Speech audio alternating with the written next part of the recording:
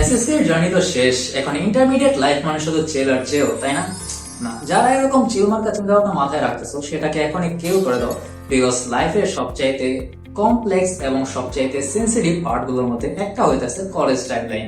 কলেজে ওঠার কয়েক মাস পর যখন এক এক করে পরীক্ষাগুলোতে ডাব্বা মারবা, তখন আসলে বুঝতে পারবা ইন্টারমিডিয়েটের ধাক্কাটা কতটা ইন্টেন্স এবং সিলেবাস যে আসলে কতটা বড়। এটা বছরের একটা সিংহভাগ সময় পার হওয়ার আগ পর্যন্ত তুমি কখনো বুঝতেই পারবে না। তাই একটা পারফেক্ট এবং ডেডিকেটেড গাইডলাইন ছাড়া একটা স্মুথ এইচএসসি লাইফ কল্পনা করা সত্যি অনেক কষ্টকর।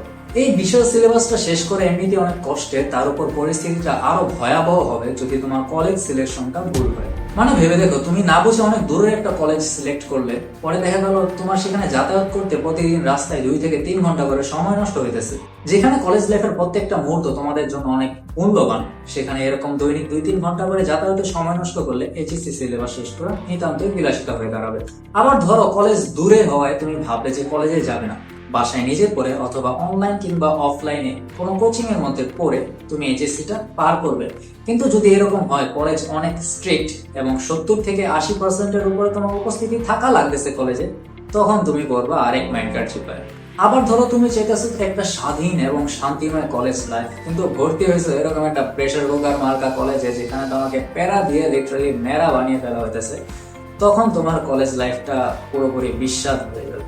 আর শুরুর দিকে একটু খরচের হিসাবটা মিলে না গেলে পরবর্তীতে দেখা গেছে তোমার ফ্যামিলির উপরও ভালো একটা প্রেশার পড়তে পারে। তাই তোমার উচিত একাডেমিক স্বাধীনতা, যাতায়াতের সুবিধা, বাজেট, ক্যাম্পাস টাইপ এবং পড়ালেখার মান ইত্যাদি বিষয়ের উপর ভিত্তি করে একটা পারফেক্ট কলেজ নিজের জন্য চুজ করা, কিংবা কলেজ চয়েস লিস্টের মধ্যে ওই কলেজগুলোকে উপরের দিকে প্রাধান্য দেওয়া। আচ্ছা, কেমন হয় কেউ যদি তোমার জন্য ঢাকার মধ্যে থাকা 32টি কলেজকে নিয়ে আলাদাভাবে মাথা ঘামিয়ে তোমার চাহিদা কিংবা টাইপ অনুযায়ী কলেজগুলোকে কয়েকটি ক্যাটাগরিতে ভাগ করে সবকিছু সুন্দরভাবে সাজিয়ে গুছিয়ে দেয় তো?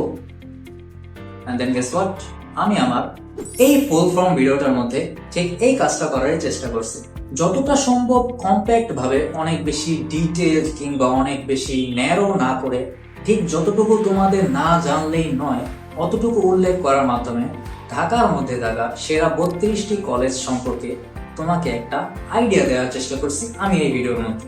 সো এই ভিডিওটা মূলত তাদের জন্য যারা মাত্র এসএসসি শেষ করে কলেজ চয়েসের জন্য অপেক্ষা করতেছে, এখনো কলেজ চয়েস দেওয়া নাই, এবং কলেজ নিয়ে তোমরা কনফিউজ যে আমাদের কোন ধরনের কলেজগুলোকে উপরের দিকে দেওয়া উচিত।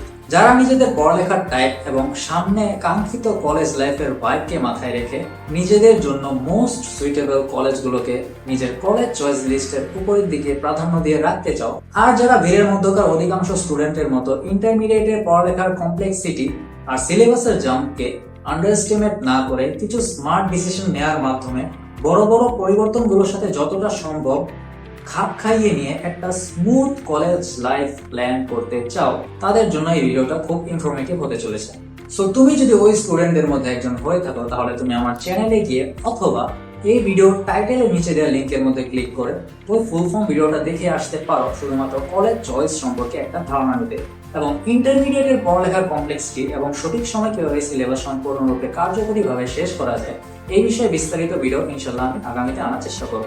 সো যারা একটু আউট নলেজ কম রাখে এবং ঢাকার মধ্যকার কোন কোন কলেজগুলো তোমার টাইপের বা তোমার জন্য উপযোগী এবং ঢাকার বাইরেও তোমার জন্য কি কি ধরনের অপশন থাকতেছে এই ব্যাপারে আইডিয়া কম, আশা করা যায় এই ভিডিওটা তাদের জন্য কিছুটা হলেও উপকারী হবে।